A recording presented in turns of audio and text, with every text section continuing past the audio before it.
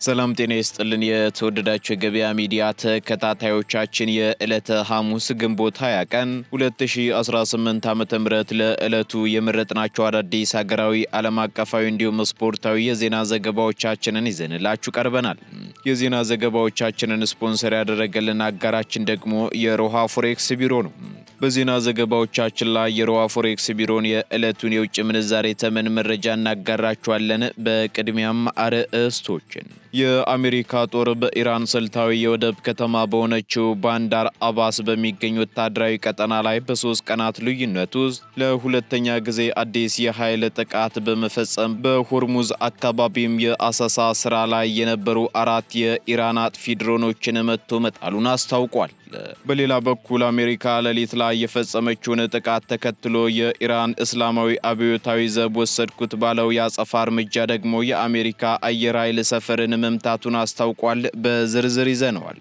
በታይዋን ጉዳይ በአሜሪካና በቻይና መካከል የሚነሳ ማንኛውም ወታደራዊ ግጭት በቀላሉ ወደ ኒውክሌር ጦርነት ሊያመራ የሚችል ከፍተኛ ስጋት እንዳለው አንድ አዲስ ጥናት አስጠነቀቀ።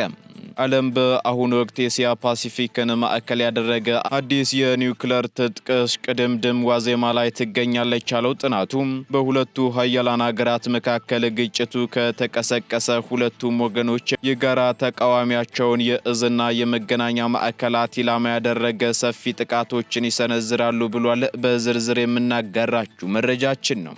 የአሜሪካ ጦር ከኢራን አዋሳኝ አካባቢዎች እንዲወጣና የባህር ላይ እገዳው እንዲነሳ ረቂቅ ስምምነት መደረጉን የኢራን የመንግስት ሚዲያዎች ቢዘግቡ ከዋይት ሃውስ በኩል የተሰማው ዜና ግን በተቃራኒ ሆኗል። የኢራን መንግስት ቴሌቪዥን ይፋ ባደረገው የረቂቅ ሰነድ ዝርዝር መመሪያ መሰረት አሜሪካ ወታደራዊ ኃይሏን ከኢራን አዋሳኝ አካባቢዎች በማስወጣትና በኢራን ወደቦች ላይ የጣለችውን የባህር ላይ ከበባን ለማንሳት ስትስማ በተቃራኒው ኢራን ደግሞ በሆርሙዝ ወሽመጥ በኩል የሚያልፉ የንግድ መርከቦችን እንቅስቃሴም በአንድ ወር ጊዜ ውስጥ ከጦርነቱ በፊት በነበረበት ሰላማዊ ሁኔታ ለመመለስ ቃል መግባቷ ተገልጿል። የምትሰሙት መረጃችን ነው። የእስራኤል መከላከያ ሰራዊት አባላት በረጅሙ ጦርነት ምክንያት ለከፍተኛ የአእምሮ ሁከትና ለድህረ አደጋ ጭንቀት እየተዳረጉ ባሉበት በአሁኑ ወቅት በራሳቸው ላይ የህይወት ማጥፋት እርምጃ በሚወስዱ ወታደሮች ላይ የሚታየው የአድልኦና የድርብ መመዘኛ አሰራር በአስቸኳይ እንዲያበቃ ተጠየቀ። በተጨማሪም በመንግስትና በሰራዊቱ መሪዎች ዘንድ በሚታየው የተዛባ አመለካከት የተነሳ የሟች ቤተሰቦች የሚያነሱት ዋነኛው ቅሬታ ሆኗል ተብሏል። በዝርዝር ይዘነዋል። የተወደዳችሁ የገበያ ሚዲያ ተከታታዮቻችን እነዚህንና ስፖርታዊ መረጃዎችን ጨምሮ ሌሎች ለዕለቱ የመረጥናቸው ዜናዎችን ይዘንላችኋል። አሁን ደግሞ በዝርዝር ወደምንመለከታቸው መረጃዎቻችን እናልፋለን። የፋይናንስ ተቋም ማዕከል እንዲሁም የአፍሪካ ህብረት መቀመጫ በሆነችው ሜክሲኮ አባይ ሆምስ ሪል ስቴት የሀገራችን እንዲሁም የዱባይ የህንፃ ንድፍ ባለሙያዎች በዲዛይን የተጠበቡበት ለብዙ አገልግሎቶች የሚውል መንደር እየገነባ ይገኛል። አዋጭነታቸው ጥያቄ ውስጥ የማይገባ ለተደራሽነት ታስበው ዲዛይን የተደረጉ ሱቆቻችን ለሬስቶራንት፣ ለፋርማሲ፣ ለሱፐርማርኬት፣ ለኤሌክትሮኒክስ እንዲሁም ለሌሎች የንግድ አይነቶች የሚውሉ ሲሆን ከ2.5 ሚሊዮን ብር ጠቅላላ ክፍያ ጀምሮ በ20 በመቶ ልዩ ቅናሽ ያገኟቸዋል። እንዲሁም ለግዠሪ አፓርትመንት ቤቶችን በባለ 1 እና በባለ 2 እንዲሁም በባለ 3 መኝታ ቤት አማራጮች ይዘውላችሁ ቀርቧል። መንደራችን በውስጡ ለእያንዳንዱ ቤት የሚሆን የተሽከርካሪ ማቆሚያ ስፍራ፣ ዘመናዊ የእሳት መቆጣጠሪያ፣ ሰፊ ልጆች መጫወቻ ስፍራ፣ ጂምና ስፓ፣ የመዋኛ ገንዳ እንዲሁም በርካታ አገልግሎቶችን ያካተተ ነው። ከተደረገው ቅናሽ ተጠቃሚ ለመሆን ወይም ተጨማሪ መረጃ ለማግኘት ከስር ባለው ስልክ ይደውሉ። በ0973 68 0564 አሊያም 0963 79 63 87 አባይ ሆምስ ሪል ስቴት። የእንግሊዙ ፒርስ ፋውንዴሽን የትራኮማ በሽታን ለመከላከል ለኢትዮጵያ $2.3 ሚሊዮን ሊለግስ መሆኑን አስታወቀ። በእንግሊዝ ሀገር የሚገኘው የፒርስ ፋውንዴሽን በሚቀጥሉት 5 ዓመታት ውስጥ በኢትዮጵያ ከ1.5 ሚሊዮን በላይ ሰዎችን ለአይነ ስውርነት ከሚያጋልጠው አደገኛው የትራኮማ በሽታ ለመከላከል የሚውል $2.3 ሚሊዮን ልገሳ እንደሚያደርግ አስታውቋል። ይህን የገንዘብ ድጋፍ የሚያስተዳድረው ፋውንዴሽን ደግሞ ለረጅም ጊዜ አብሮት በሚሰራውና በቸልታ የሚታለፉ የፕሮቲካል በሽታዎችን ለመዋጋት በሚንቀሳቀሰው እስራኤላዊው የናላ ፋውንዴሽን አማካኝነት ነው ተብሏል። የእንግሊዙ በጎ አድራጊ ተቋም ይህንን ድጋፍ ለማድረግ የተነሳሳው ደግሞ የትራምፕ አስተዳደር ከዚህ ቀደም የአይን በሽታ መከላከያ ፕሮግራሞችን ያካተተውን የዩኤስኤድ በጀት በከፍተኛ ሁኔታ መቀነሱን ተከትሎ መሆኑን ባወጣው መግለጫ አብራርቷል። እንደ አውሮፓውያን አቆጣጠር በ1991 በፒርስ ቤተሰብ የተቋቋመው ፒርስ ፋውንዴሽን በትውልድ ሀገሩ እንግሊዝ እንዲሁም በአፍሪካ እስራኤልና ጀርመን የተለያዩ የሰብአዊና ዓለም አቀፍ የልማት ስራዎችን ይደግፋል። የፋውንዴሽኑ ስራ አስፈጻሚ ሰር ትሬቨር ፕሬስ ይህ አጋርነት እጅግ ወሳኝ በሆነ ጊዜ ላይ የመጣ መሆኑን ጠቅሰው በጎ አድራጎት ማህበረሰቦችም የተገኙትን የጤና ዕድሎች እንዲጠብቁ ትልቅ ሚና እንደሚጫወትም ያላቸውን እምነት ገልጸዋል። በዓለም አቀፍ ደረጃ ለአይነ ስውርነት ዋነኛ መንስኤ የሆነው ትራኮማም በንክኪ ወይንም በዝንቦች አማካኝነት የሚተላለፍ እጅግ ተላላፊ ባክቴሪያ በመሆኑ የንጽህና ጉድለት ባለባቸው አካባቢዎች በስፋት የሚከሰትና ሕክምና ካልተደረገለት እስከ ዘላቂ አይነ ስውርነት ሊያደርስ እንደሚችልም ተገልጿል። በእስራኤል የፒርስ ፋውንዴሽን ተወካይ ዲና ግሮን በበኩላቸው ይህ ፕሮግራም የተጀመረው የዩኤስኤድ የበጀት ቅነሳን ተከትሎ የኢትዮጵያ ጤና ሚኒስቴር ለናላ ባቀረበው ጥያቄ መሰረት መሆኑን አስረድተዋል።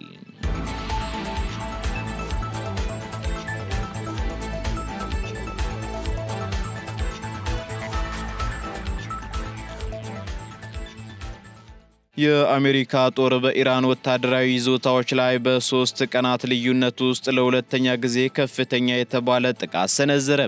የአሜሪካ ማዕከላዊ እዝ ሴንትኮም በኢራን ስልታዊ የወደብ ከተማ በሆነችው ባንዳር አባስ በሚገኝ ወታደራዊ ቀጠና ላይ አዲስ የኃይል እርምጃ መውሰዱን አስታውቋል።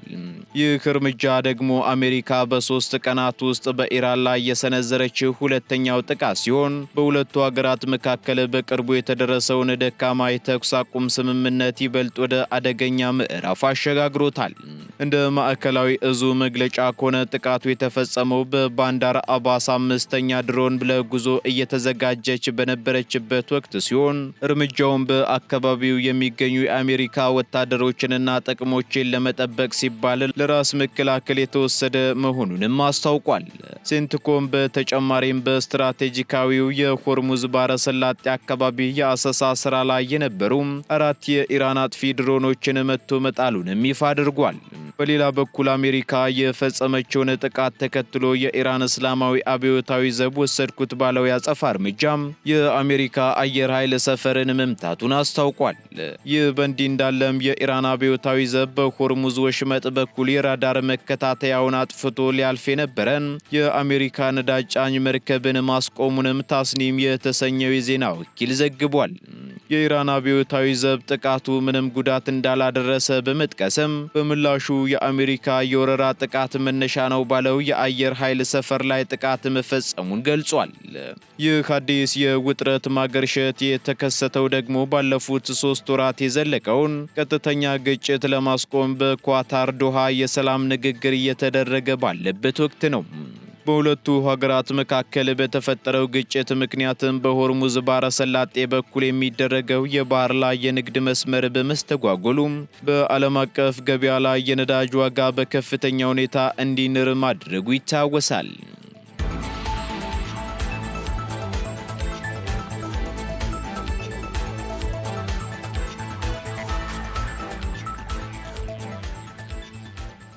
በታይዋን ጉዳይ የሚነሳ ማንኛውም ወታደራዊ ግጭት ወደ ኒውክሌር ጦርነት ሊያመራ እንደሚችል ተገለጸ። በታይዋን ጉዳይ በአሜሪካና በቻይና መካከል የሚነሳ ማንኛውም ወታደራዊ ግጭት በቀላሉ ወደ ኒውክሌር ጦርነት ሊያመራ የሚችል ከፍተኛ ስጋት እንዳለው አንድ አዲስ ጥናት አስጠንቅቋል። የለንደኑ ዓለም አቀፍ የስትራቴጂክ ጥናቶች ኢንስቲትዩት ባወጣው ስትራቴጂካዊ ግምገማ መሰረት ዓለማችን በአሁኑ ወቅት ኤሲያ ፓሲፊክን ማዕከል ያደረገ አዲስ የኒውክለር ትጥቅ እሽቅድምድም ዋዜማ ላይ ትገኛለች ብሏል። በዚህም በጥናቱ ላይ እንደተመላከተው በሁለቱ ሀያላን ሀገራት መካከል ግጭት ቢቀሰቀስ ሁለቱም ወገኖች የጋራ ተቃዋሚያቸውን የእዝና የመገናኛ ማዕከላት ኢላማ ያደረጉ ሰፊ ጥቃቶችን ይሰነዝራሉ ነው የተባለው። ይህ አይነቱ እርምጃ ደግሞ መረጃዎችን በማዛባት ሁኔታዎችን በቀላሉ ከቁጥጥር ውጪ ሊያደርጋቸው እንደሚችል ተገልጿል። ይህንን የኒውክለር ስጋት ይበልጥ አደገኛ የሚያደርገው ደግሞ ሁለቱም ወታደራዊ ኃይሎች ግጭቱ እንዳይባባዝ ለመከላከል የሚያስችሉ ግልጽ የሆኑ የጋራ መከላከያ ደንቦች ወይንም የስምምነት ማዕቀፎች የሌላቸው በመሆኑ ነው ሲል ጥናቱ አመላክቷል። ምንም እንኳን የአሜሪካና የሩሲያ የኒውክለር ክምችት አሁንም ከቻይና በእጅጉ ቢበልጥም ቤጂንግ የአቶሚክ መሳሪያዎቿን የማስፋፋትና የማሻሻል ፍጥነት ከማንኛውም የኒውክለር ኃይል ሀገር በበለጠ ከፍተኛ ሁኔታ እየጨመረች መሆኑን የአሜሪካ ባለስልጣናት አስታውቀዋል።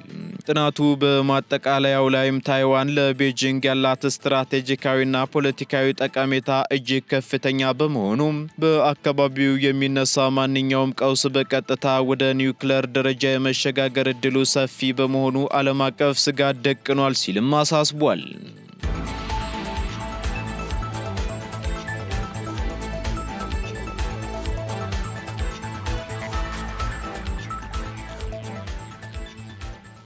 የአሜሪካ ጦር ከኢራን አቅራቢያ እንዲወጣና የባህር ላይ እገዳው እንዲነሳ ረቂቅ ስምምነት መደረጉን ኢራን ብትገልጽም ዋይት ሃውስ ግን አስተባበለም። በኢራንና በአሜሪካ መካከል ያለውን ውጥረት ለማርገብ እየተደረገ ባለው የመጀመሪያ ደረጃ መግባቢያ ሰነድ መሰረት የአሜሪካ ጦር ከኢራን አቅራቢያ እንዲወጣና የተጣለው የባህር ላይ እገዳ እንዲነሳ ረቂቅ ስምምነት መደረጉን የኢራን የመንግስት መገናኛ ብዙሃን ዘግበዋል። ነገር ግን የአሜሪካ ዋይት ሃውስ ይህንን ዘገባ ፍጹም ውሸትና እየተቀነባበረ ሲል በአፋጣኝ አስተባብሏል። የኢራን መንግስት ቴሌቪዥን ይፋ ባደረገው የረቂቅ ሰነድ ዝርዝር መሰረት አሜሪካ ወታደራዊ ኃይሏን ከኢራን አዋሳኝ አካባቢዎች ለማስወጣትና በኢራን ወደቦች ላይ የጣለችውን የባህር ላይ ከበባ ለማንሳት ስትስማማም፣ በተቃራኒው ኢራን በበኩሏ በሆርሙዝ ወሽመጥ በኩል የሚያልፉ የንግድ መርከቦችን እንቅስቃሴ በአንድ ወር ጊዜ ውስጥ ከጦርነቱ በፊት ወደ ነበረበት ሰላማዊ ሁኔታ ለመመለስ ቃል መግባቷ ተገልጿል። ይህ በንግድ መርከቦች ላይ የሚደረገው ቁጥጥርም ኢራን ከኦማን ጋር በመተባበር የምትመራው ሲሆን ወታደራዊ መርከቦችን ግን እንደማያካትት ተጠቅሷል። በሌላ በኩል ከአሜሪካ ወገን ደግሞ ዘገባውን ቢያስተባብለውም የኢራን ባለስልጣናት ስምምነቱ ገና ሙሉ በሙሉ እንዳልተጠናቀቀና በተግባር የሚታይ ማረጋገጫ ሳይኖር ኢራን ምንም አይነት እርምጃ እንደማትወስድ አስታውቀዋል። ረቂቅ ስምምነቱን በሚቀጥሉት 60 ቀናት ውስጥ የመጨረሻ ውሳኔ ላይ ከተደረሰበት በተባበሩት መንግስታት ድርጅት የጸጥታው ምክር ቤት አስገዳጅ የውሳኔ ሀሳብ ሆኖ ሊጸድቅ እንደሚችል ተነግሯል።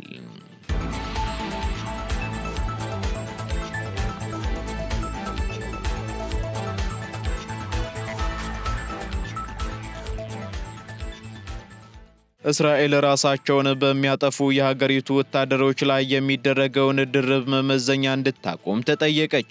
የእስራኤል መከላከያ ሰራዊት አይዲኤፍ አባላት በረጅሙ ጦርነት ምክንያት ለከፍተኛ የአእምሮ እውከትና ለድህረ አደጋ ጭንቀት እየተዳረጉ ባሉበት በአሁኑ ወቅት በራሳቸው ላይ የህይወት ማጥፋት እርምጃ በሚወስዱ ወታደሮች ላይ የሚታየው የአድልኦና የድርብ መመዘኛ አሰራር በአስቸኳይ እንዲያበቃ የሟች ቤተሰቦችና የሰብአዊ መብት ተሟጋቾች እየጠየቁ ነው ተብሏል። እንደ ሐሬትስ ያሉ የእስራኤል የዜና አውታሮች በቅርቡ ይፋ ባደረጉት መረጃ መሰረት ከጥቅምት 2023 ጀምሮ በጋዛና በሊባኖስ እየተካሄደ ካለው ከባድ ውጊያ ጋር ተያይዞ በወታደሮች ላይ የሚደርሰው ስነ ልቦናዊ ጫናው ከቁጥጥር ውጪ በሆነ መልኩ መጨመሩን ገልጿል።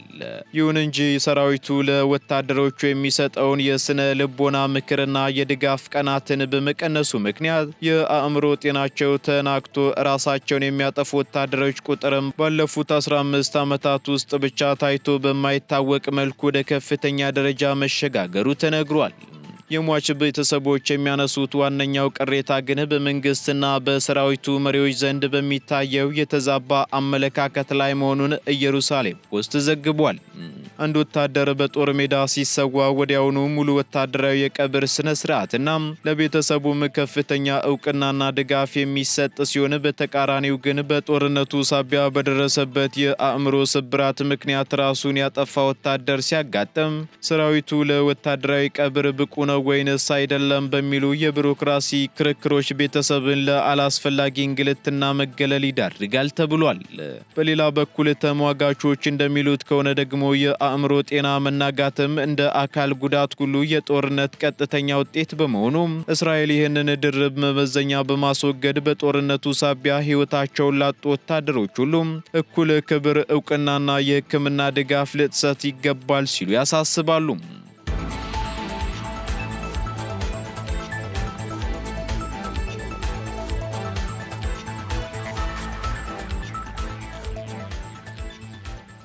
ወደ መጨረሻው ዝርዝር መረጃችን ስንሸጋገር ፕሬዝዳንት ዶናልድ ትራምፕ ዋልተር ሪድ ሆስፒታልን ቢጎበኙም በኢራን ጦርነት የቆሰሉ በርካታ ወታደሮችን ሳይጠይቁ መቅረታቸው ትችትን አስከተለም። ፕሬዝዳንት ዶናልድ ትራምፕ ከአንድ ቀን በፊት በዋልተር ሪድ ብሔራዊ ወታደራዊ ሕክምና ማዕከል ጉብኝት ባደረጉበት ወቅት በኢራን ጦርነት ቆስለው በሆስፒታሉ ውስጥ በሕክምና ላይ ከሚገኙት 14 የአሜሪካ ወታደሮች መካከል አንዱንም ሳይጠይቁ ማለፋቸው የሲቢኤስ ኒውስ ዘገባ አመላክቷል። በዚህም የአንድ ወታደር ቤተሰብና ስማቸው እንዳይጠቀስ የፈለጉ ወታደራዊ ባለስልጣን እንደገለጹት ፕሬዝዳንቱ ወደ ሕክምና ማዕከሉ ያቀኑት ለ6 ወራት የሚደረገውን መደበኛ የጤናና የጥርስ ምርመራ ለማድረግ ነበር ብለዋል። ሆኖም ትራምፕ በቆይታቸው ከተወሰኑ ወታደራዊ አባላትና ከሕክምና ባለሙያዎች ጋር የተገናኙ ቢሆንም ኦፕሬሽን ኢፒክ ፉሪ በተባለው የኢራን ጦርነት የቆሰሉትን ወታደሮች ግን ሳይጎበኙ መቅረታቸው ትክክል እንዳልሆነ አጽንኦት ሰጥተዋል። በሌላ በኩል ደግሞ የዋይት ሃውስ ቃል አቀባይ ትራምፕ በሆስፒታሉ ተገኝተው ከጀግኖች ወታደሮች ጋር በመገናኘታቸው ኩራት እንደተሰማቸው የገለጹ ቢሆንም በኢራን ጦርነት የቆሰሉትን ወታደሮች ግን ያላካተቱበትን ምክንያት ለመግለጽ ፈቃደኛ አልሆኑም ተብሏል። ነገር ግን የአሜሪካ ፕሬዝዳንቶች በጦርነቱ የቆሰሉ ወታደሮችን በሆስፒታሎች እየተገኙ መጎብኘትና ማበረታታት የተለመደ የሀገሪቱ ባህል ቢሆንም የትራምፕ እርምጃ ግን በወታደሮቹ ቤተሰቦች ዘንድ ከፍተኛ ቅሬታን ፈጥሯል ነው የተባለው።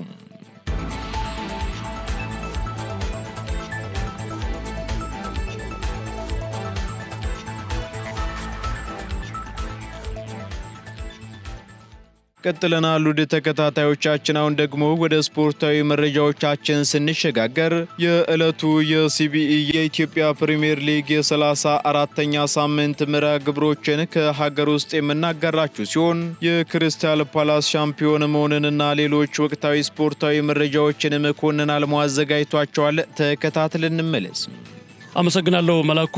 እንደምንውላችኋል ውድ የገበያ ሚዲያ ቤተሰቦቻችን፣ እነሆ የሰዓቱን ስፖርታዊ ዜናዎች ወደ እናንተ አደርሳለሁ። አሰልጣኝ ዮሐንስ ሳህሌ ለዋሊያዎቹ ጥሪ አቅርበዋል። የኢትዮጵያ ብሔራዊ ቡድን ከሳምንታት በኋላ 2 የወዳጅነት ጨዋታዎችን ከማላዊ ብሔራዊ ቡድን ጋር ያከናውናሉ። ብሔራዊ ቡድኑ ከማላዊ ብሔራዊ ቡድን ጋር ለሚያከናውናቸው የወዳጅነት ጨዋታዎች አሰልጣኝ ዮሐንስ ሳህሌ ለ23 ተጫዋቾች ጥሪ አድርገዋል። ጥሪ የተደረገላቸው ተጫዋቾች የ34ኛ ሳምንት የሊግ ጨዋታቸውን ከሚያደርጉበት ቀን ማግስት ሪፖርት አድርገው ዝግጅት እንዲጀምሩ ገልጸዋል። የወዳጅነት ጨዋታዎች ግንቦት 29ና ሰኔ 2 2018 ዓ.ም በድሬዳዋ ስቴዲየም ይከናወናሉ።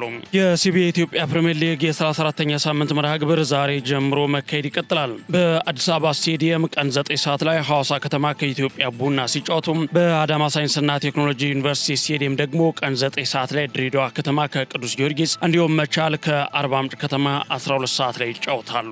የእንግሊዙ ክለብ ክሪስታል ፓላስ ሻምፒዮን ሆኗል። ክሪስታል ፓላስ ራዮ ቫልካኖን በማሸነፍ የአውሮፓ ኮንፈረንስ ሊግ ዋንጫ አሸናፊ መሆኑን አረጋግጧል። በጀርመን ሌፕዚግ በተደረገው የፍጻሜ ጨዋታ ክሪስታል ፓላስ በማቴታ ግብ ራዮ ቫልካኖን 1-0 በሆነ ውጤት አሸንፏል። ክሪስታል ፓላስ በታሪካቸው የመጀመሪያውን የአውሮፓ መድረክ ዋንጫ ማሸነፍ ችለዋል። አሰልጣኝ ኦሊቨር ግላስነር ባለፉት 12 ወር ውስጥ ለክሪስታል ፓላስ 3ኛ ዋንጫቸውን አስገኝተዋል። ክሪስታል ፓላስ የአውሮፓ ኮንፈረንስ ዋንጫ ማሸነፉን ተከትሎ ለአውሮፓ ሊግ ማለፉን ያረጋገጠ ሲሆን ይህንንም ተከትሎ በሚቀጥለው ዓመት በአውሮፓ መድረክ የሚሳተፉ የእንግሊዝ ክለቦች ቁጥር 9 ደርሷል። ከፕሪሚየር ሊጉ ተሳታፊ ክለቦች ግማሽ ያህሉ የሚጠጉት ክለቦች በአውሮፓ መድረክ የሚጫወቱ መሆናቸው የእንግሊዝ ፕሪሚየር ሊግን ኃያልነት የሚያመላክት ሆኗል። በአውሮፓ መድረክ ማን ይሳተፋሉ የሚለውን ስንመለከት በሻምፒዮንስ ሊጉ አርሰናል፣ ማንቸስተር ሲቲ፣ ማንቸስተር ዩናይትድ፣ አስቶን ቪላ እና ሊቨርፑል፣ በዩሮፓ ሊግ በርንማውዝ፣ ሰንደርላንድ እና ክሪስታል ፓላስ እንዲሁም በኮንፈረንስ ሊግ ብራይተን የሚጫወቱ ይሆናል። የዝውውር ጉዳዮች ባርሴሎና ተጫዋች ለማስፈረም ተስማምቷል። የካታሎኑ ክለብ ባርሴሎና አንቶኒ ጎርደንን ከኒውካስል ዩናይትድ ለማስፈረም ከስምምነት መድረሱ ተገልጿል። ባርሴሎናዎች ተጫዋቹን በ80 ሚሊዮን ዩሮ ለማስፈረም ከስምምነት መድረሳቸውን የተነገረው። በተጨማሪም ኒውካስል ዩናይትድ ከተጫዋቹ የወደፊት ሽያጭ ድርሻ እንደሚኖራቸውም ተዘግቧል። ባርሴሎና ከአንቶኒ ጎርደን ጋር በግል ከስምምነት መድረሳቸው የተገለጸ ሲሆን አንቶኒ ጎርደን በዚህ ሳምንት ወደ ባርሴሎና በማምራት የጤና ምርመራውን እንደሚያደርግም ተገልጿል። ባየር ሙኒክ በበኩሉ ተጫዋቹ ለማስፈረም እንቅስቃሴ ቢያደርግም የተጠየቀውን ሂሳብ ለመክፈል ግን ፍቃደኛ ሳይሆን ቀርቷል። ባርሴሎና አንቶኒ ጎርደን የሚያስፈርመው ማርከስ ራሽፎርድ በሚጫወትበት ቦታ ላይ መሆኑም ተገልጿል።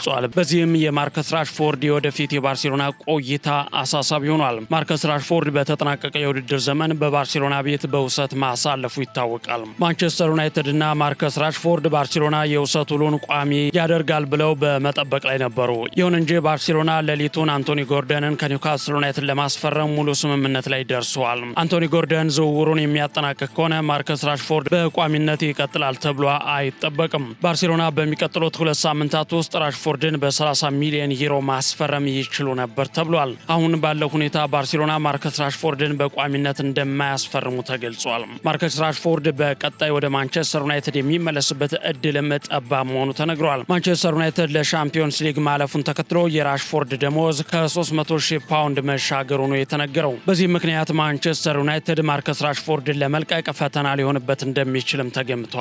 ይህ በእንዲህ እንዳለ አንቶኒ ጎርደንና ማርከስ ራሽፎርድ በእንግሊዝ ብሔራዊ ቡድን የግራ ክንፍ ቦታ ለማግኘት የሚያደርጉት ፉክክርም እንደዚሁ በቀጣይ ይጠበቃል። የጋብሪኤል ጄሱስና የአርሰናል ቆይታ በበኩሉ ሌላኛው የዝውውር ጉዳይ አጀንዳ ነው። ብራዚላዊ የፊት መስመር አጥቂ ጋብሪኤል ጄሱስ በአርሰናል ቤት የ1 ዓመት ኮንትራት ይቀረዋል። አርሰናል በዚህ ክረምት ጋብሪኤል ጄሱስን ለመልቀቅ 20 ሚሊዮን ፓውንድ እንደሚፈልግ ተገልጿል። በርካታ ክለቦች የጋብሪኤል ጄሱስን ኮንትራት ሁኔታ ለማጣራት አርሰናልን ማነጋገራቸውም ተዘግቧል። ተጫዋቹ በ2027 ኮንትራቱ ሲያበቃ ክለቡን በነፃ ሊለቅ እንደሚችል ተገልጿል። ይሁን እንጂ አርሰናል ኮንትራቱ ሳያበቃ ተጫዋቹን በአነስተኛ ገንዘብ ለመልቀቅ እያሰበ አለመሆኑ ተነግሯል። ሌላኛው የሰሜን ለንደኑ ክለብ ቶተናም በበኩሉ አንዲ ሮበርትሰንን ለማስፈረም ከስምምነት ላይ መድረሳቸው ተዘግቧል። አንዲ ሮበርትሰን ከሊቨርፑል ከመሐመድ ሳላህ ጋር ከሰሞኑ ክለቡን መሰናበቱ ይታወቃል። ሆኖም ከመውረድ ለጥቂት በተረፈው የሰሜን ለንደኑ ክለብ ቶተናም ሆስፐር ጋር ስምምነት መፈጸማቸውን የተገለጸው። መላኩ ለሰዓቱ ያስኳቸውን ስፖርታዊ ዜናዎች በዚሁ ልቋጭ። አመሰግናለሁ።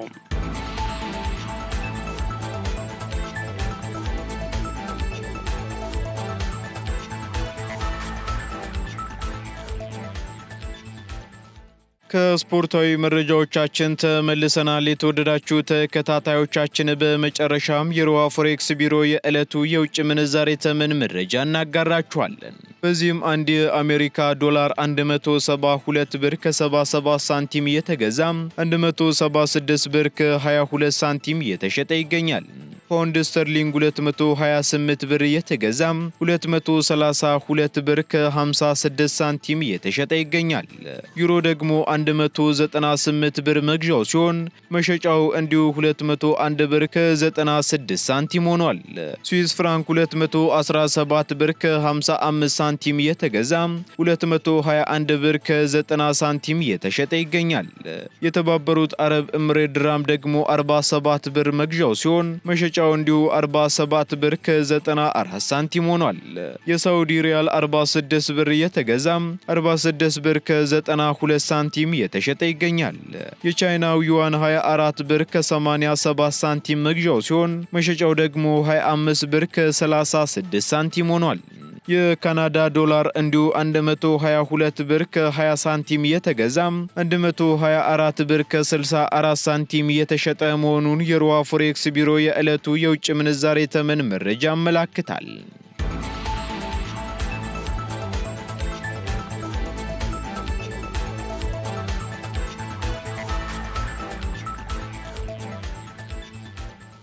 የተወደዳችሁ የገበያ ሚዲያ ተከታታዮቻችን ለዕለቱ የመረጥናቸው መረጃዎቻችን እነዚህን ይመስሉ ነበር። እንዲሁም ስፖርታዊ መረጃዎችን ጨምሮ ሌሎች አዳዲስ ኢኮኖሚያዊ፣ ማህበራዊና ፖለቲካዊ መረጃዎቻችንን ለማግኘት ታዲያም የገበያ ሚዲያን እንድትወዳጁ እንጋብዛለን። መልካም ጊዜን ተመኘን። የፋይናንስ ተቋም ማዕከል እንዲሁም የአፍሪካ ህብረት መቀመጫ በሆነችው ሜክሲኮ አባይ ሆምስ ሪል ስቴት የሀገራችን እንዲሁም የዱባይ የህንፃ ንድፍ ባለሙያዎች በዲዛይን የተጠበቡበት ለብዙ አገልግሎቶች የሚውል መንደር እየገነባ ይገኛል። አዋጭነታቸው ጥያቄ ውስጥ የማይገባ ለተደራሽነት ታስበው ዲዛይን የተደረጉ ሱቆቻችን ለሬስቶራንት፣ ለፋርማሲ፣ ለሱፐርማርኬት፣ ለኤሌክትሮኒክስ እንዲሁም ለሌሎች የንግድ አይነቶች የሚውሉ ሲሆን ከ2.5 ሚሊዮን ብር ጠቅላላ ክፍያ ጀምሮ በ20 በመቶ ልዩ ቅናሽ ያገኟቸዋል። እንዲሁም ለግዠሪ አፓርትመንት ቤቶችን በባለ 1 እና በባለ 2 እንዲሁም በባለ 3 መኝታ ቤት አማራጮች ይዘውላችሁ ቀርበዋል። መንደራችን በውስጡ ለእያንዳንዱ ቤት የሚሆን የተሽከርካሪ ማቆሚያ ስፍራ፣ ዘመናዊ የእሳት መቆጣጠሪያ፣ ሰፊ ልጆች መጫወቻ ስፍራ፣ ጂምና ስፓ፣ የመዋኛ ገንዳ እንዲሁም በርካታ አገልግሎቶችን ያካተተ ነው። ከተደረገው ቅናሽ ተጠቃሚ ለመሆን ወይም ተጨማሪ መረጃ ለማግኘት ከስር ባለው ስልክ ይደውሉ። በ0973 68 0564 አሊያም 0963 79 63 87 አባይ ሆምስ ሪል ስቴት